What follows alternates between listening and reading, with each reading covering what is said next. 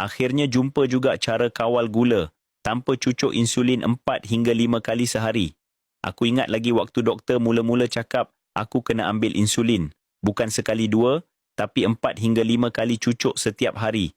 Pagi sebelum makan, lepas sarapan, tengah hari, petang, malam. Setiap kali aku tengok jarum tu, rasa nak menangis. Lengan aku lebam, perut pun penuh tanda cucuk.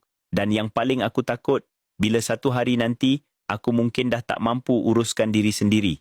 Sampai satu masa, aku betul-betul give up. Tapi isteri aku tak berhenti cari ikhtiar.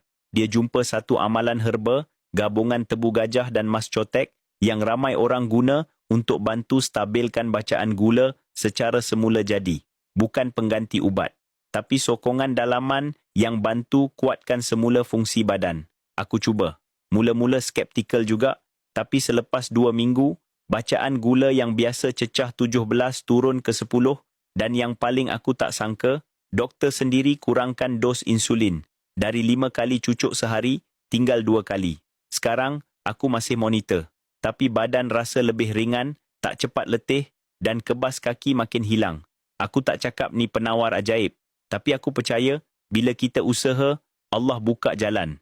Kalau kau tengah lalui benda sama dan tengah cari ikhtiar yang bantu kawal gula secara semula jadi, tekan line yang aku mention.